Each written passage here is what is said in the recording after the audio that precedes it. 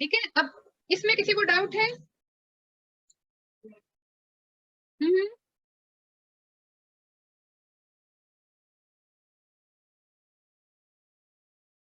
Any doubt in this one? अब ये दूसरी बात क्या है कि कई बार एस आर जे के बदले आर आर भी होता है, repeat request. R R signal भी भेज सकता है, जैसे एस आर जे के बदले हम यहाँ पे आर आर टू भी सिग्नल यूज कर सकते हैं। That again depends upon application. कुछ application S R J use करते हैं सिग्नल, और कुछ एप्लीकेशन आर आर टू करते हैं। आर आर टू का मतलब है repeat request, repeat request. But the basic difference is कि गो बैक इन ARQ में जो फ्रेम लॉस हुआ है उसके बाद जो फ्रेम होगा वो एक्सेप्ट नहीं होगा, और सेंडर को लॉस्ट फ्रेम के बाद से सारे फ्रेम्स को कंटिन्यूअसली दोबारा भेजना पड़ेगा। इसीलिए कहते हैं गो बैक एन ARQ। जहां पे गलती हुई है वहां जाइए और वहां से वापस सारे फ्रेम्स भेजिए। ओके, टेल मी, हाँ या ना? इसमें नेक्स्ट बढ़े आगे। Yes ma'am. अब क्या है दूसरा, जो इसी सिचुएशन को हैंडल करने के लिए हमारा दूसरा जो मेथड है वो है सिलेक्टिव रिपीट। अब इसमें प्रॉब्लम क्या हो रही है इस वाले में कि जो फ्रेम पहले से पहुंच गया था आप उसको भी वापस भेज रहे हैं, तो इसमें बैंडविड्थ जो आपकी वेस्ट हुई है, स्पेक्ट्रम जो वेस्ट हुआ, टाइम जो वेस्ट हुआ, वो आपका कॉस्ट करेगा। तो इस चीज को यूटिलाइज करने के लिए कि आप स्पेक्ट्रम को वेस्ट ना होने दें, इस प्रॉब्लम को दूर करने के लिए सिलेक्टिव रिपीट मेथड लाया गया। सिलेक्टिव रिपीट में क्या होगा, इसी सेम इसी की तरह है, देखो, with only one difference out there. Suppose हमने भेजा F0, F1, F2 लॉस हो गया, F3 पहुंच गया।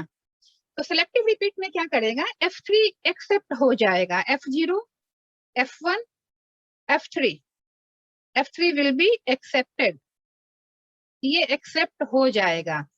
अब ये जो सिग्नल भेजेगा इसमें 4 पैक फ्रेम में से सिर्फ एक पैक फ्रेम मिसिंग है, ठीक है? तो ये भेजेगा SRJ2, मतलब फ्रेम नंबर 2 लॉस है। तो अब ये क्या करेगा, F3 अब नहीं भेजना है इसको। F3 एक बार जो पहुंच गया है वो एक्सेप्ट हो जाएगा।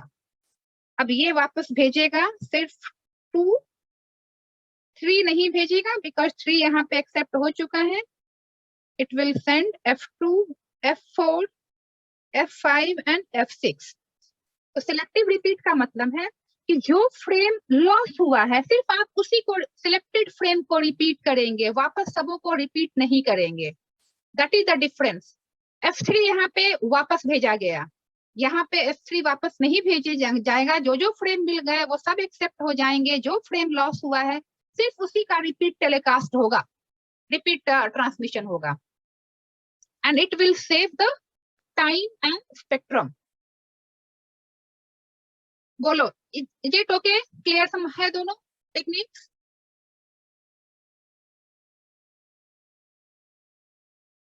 हाँ, ये सारे बफर में स्टोर हो रहे हैं। अब इसके पास चूंकि 4 है, अब यहाँ पे आउट ऑफ ऑर्डर स्टोर हुए हैं, F1, F2, F3 नहीं है, आउट ऑफ ऑर्डर स्टोर है, तो ये स्टोर्ड रहेंगे। जैसे ही F2 आएगा ये इसके ऊपर का जो लेयर है ये इसको रीऑर्डर करेगा, ठीक है? तो यहाँ पे इसमें फायदा क्या हुआ कि सिर्फ हमारा जो टाइम और ये जो स्पेक्ट्रम हमारा वेस्ट हो रहा था वो हमारा नहीं वेस्ट हो रहा है अभी, ठीक है? और हमारा टाइम भी यूटिलाइज होगा बिकॉज जो दूसरा आप फ्रेम भेज रहे हैं रिपीटेडली वो टाइम भी वेस्ट कर रहा है। That will not happen in this case. तो सेम प्रॉब्लम को हैंडल करने का 2 तरीका है स्लाइडिंग विंडो में, go back N ARQ and selective repeat. बाकी चीजें वही है। अगर कोई फ्रेम सपोज एक्नॉलेजमेंट नहीं मिला है टाइम से, तो वापस जैसे स्टॉप एंड वेट में होता है वो फ्रेम हम वापस भेजते हैं। अब इसमें देखो हम एक और तरीके से इसको दिखाते हैं, कुछ डायग्राम्स में इसमें दिखाएंगे। ऐसे अभी मैंने यहाँ तुम लोगों को भेजा कि SEK4 हमने यहाँ भेजा, कुछ बुक्स में तुम देखोगे कि ये सब का एक्नॉलेजमेंट दिखाएगा, ACK1, ACK2, ACK3। Sliding window में ये भी दिखाते हैं हम कि जो जो फ्रेम मिलते जा रहे हैं सबका एक्नॉलेजमेंट भेजता चले जा रहे हैं। अगेन ये दो अलग अलग टेक्निक, मतलब टेक्निक वही है। कुछ जगहों पे हम, कुछ बुक्स में हम इसमें एक ही एक्नॉलेजमेंट दिखाते हैं, फाइनल वाला एक्नॉलेजमेंट जो कि हमारा ACK4 है, और कुछ बुक्स में तुम्हें सब फ्रेम का एक्नॉलेजमेंट दिखाना पड़ेगा। नंबरिंग वही रहती है, ACK1 F0 जैसे मिला, नेक्स्ट एक्सपेक्टेड फ्रेम 1 है, 1 का ACK2 होगा, 2 का 3 होगा और 3 का 4 होगा। ये नॉर्मल सर्कमस्टांस है। इसमें से अगर कोई एक फ्रेम मिसिंग है, जैसा हमने कहा था इन दोनों केसेस में, कोई एक फ्रेम मिस हो गया तो हम SRJ सिलेक्टिव रिजेक्ट या RR भेजेंगे। सिलेक्टिव रिजेक्ट जो फ्रेम लॉस हुआ है उसका नंबर देंगे। तो इसमें अगर वो हम चारों एक्नॉलेजमेंट यूज कर रहे हैं तो हम इसमें क्या दिखाएंगे कि ACK1 आ गया, ACK1 आया, ACK2 एक्नॉलेज 2 आया और सिलेक्टिव रिजेक्ट 2 आ गया। ये एक्सेप्ट नहीं हुआ है F3, तो इसका एक्नॉलेजमेंट नहीं आएगा क्योंकि ये एक्सेप्ट नहीं हुआ है। सिलेक्टिव रिजेक्ट लास्ट सिग्नल होगा। इस केस में क्या होगा, एक्नॉलेजमेंट 1 मिली, एक्नॉलेजमेंट 2 मिली, F2 लॉस हो गया है तो उसके बदले हमने SRJ2 दिया, F3 एक्सेप्ट हो गया है तो हम इसका ACK4 भेजेंगे। अब इन दोनों में अगेन डिफरेंस हो गया, यहाँ एक्नॉलेजमेंट जो चूंकि एक पहुंच गया है, एक्सेप्ट नहीं हुआ है तो इसका एक्नॉलेजमेंट नहीं जाएगा। यहाँ ये एक्सेप्ट हो गया है तो इसका एक्नॉलेजमेंट जाएगा। और जो सिग्नल SRJ या RR आया है जिस नंबर के साथ, वो नंबर रिपीट होगा। दोनों चीजें सही क्लियर है या नहीं है बताइए।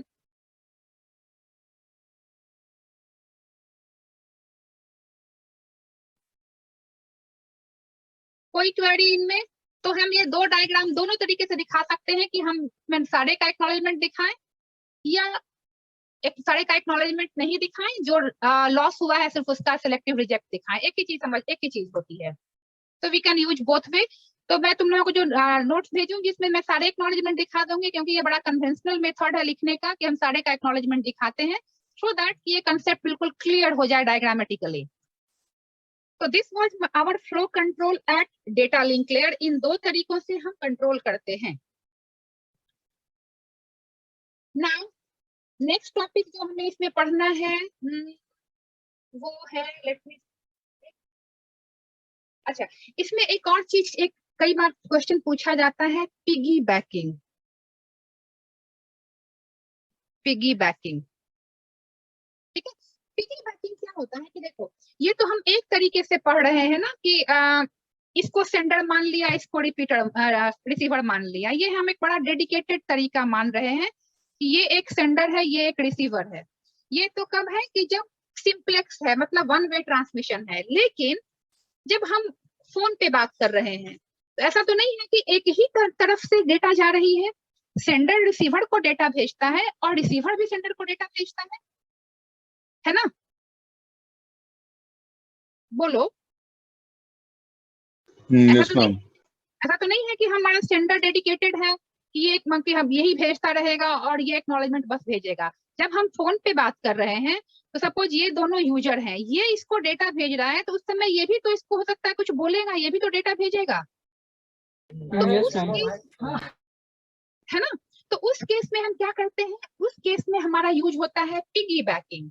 पिगी बैकिंग का मतलब क्या है, ये चैनल को के बैंडविड्थ को सेव करने के लिए क्या किया जाता है पिगी बैकिंग में, कि सपोज इसने इसको F0 भेजा, ये रिसीवर है, ये सेंडर है। अब ये जो अपना डेटा भेजेगा उसके लिए ये अलग फ्रेम नहीं, मान लो रिसीवर को भी डेटा भेजना है सेंडर को, तो इसे बाय डिफॉल्ट एक्नॉलेजमेंट तो भेजना ही है सेंडर को। तो अब ये क्या करता है, अपना जो डेटा है वो उसी एक्नॉलेजमेंट सिग्नल के साथ लगा देता है। मान लो इसको मैं लिख रही हूँ स्मॉल f, और इधर वाले को मैं कैपिटल F लिख रही हूँ। तो इसे एक्नॉलेजमेंट तो भेजना ही है रिसीवर को। तो ये क्या करेगा, अपना डेटा एक्नॉलेजमेंट के साथ लगा देगा। मतलब इसने अपना फ्रेम भी भेज दिया और उसी सिग्नल में, और एक्नॉलेजमेंट नंबर भी भेज दिया। इसी को कहते हैं पिगी बैकिंग। अब इसके पास इसे एक्नॉलेजमेंट 1 आई, मतलब receiver is expecting frame number 1, पर अब इस सेंडर को यहाँ से जो F0 आया है उसका एक्नॉलेजमेंट भी भेजना है। तो अब ये क्या करेगा, ये भेजेगा F1 और ACK1। मतलब नेक्स्ट फ्रेम इसने भेजा, पहला फ्रेम इसने F0 भेजा था, नेक्स्ट फ्रेम इसने F1 भेजा। अब इसके पास जो F0 इसको मिली उसका एक्नॉलेजमेंट ये ACK1 बोले लिखेगा। तो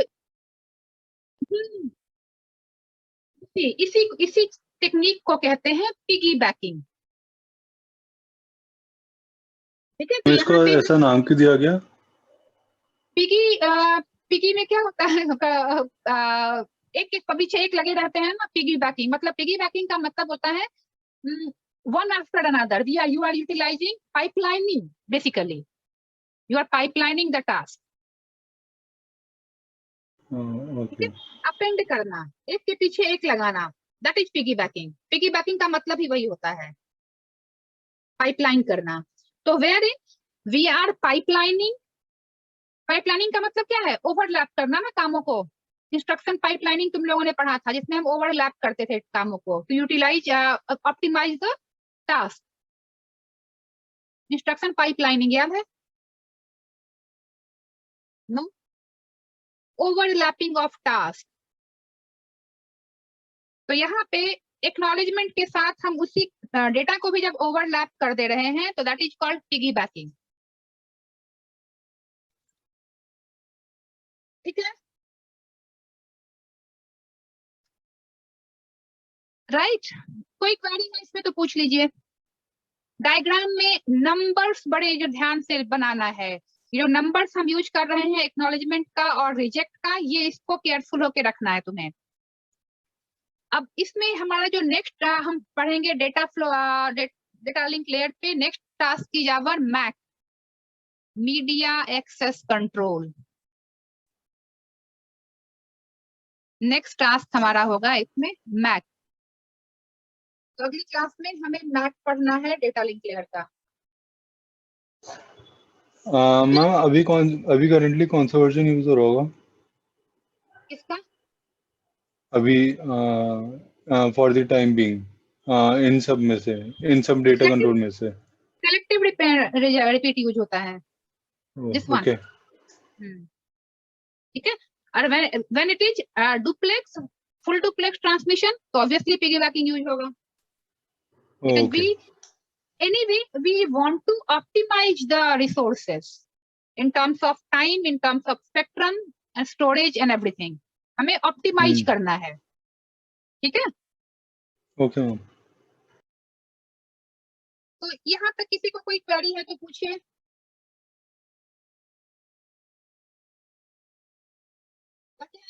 गौरव, अभिषेक, एनी क्वेरी?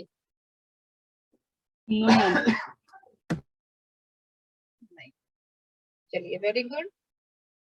तो अगली क्लास में हम करेंगे math, media access control. Media access control क्या है, देखो डेटा, हाँ, डेटा लिंक लेयर को ना, डेटा लिंक लेयर के कामों को हमने कहा था कि इसको बेसिकली 2 पार्ट में डिवाइड किया जाता है। एक होता है LLC, लॉजिकल लिंक कंट्रोल।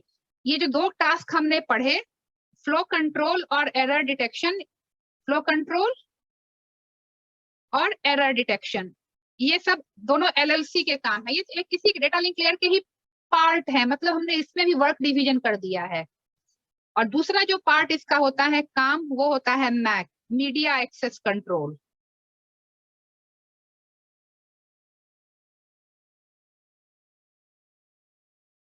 तो ये दोनों LLC का दोनों काम हमने पढ़ लिया। लॉजिकल, LLC का फुल फॉर्म है लॉजिकल लिंक कंट्रोल, मैं नोट्स में भेज दूंगी।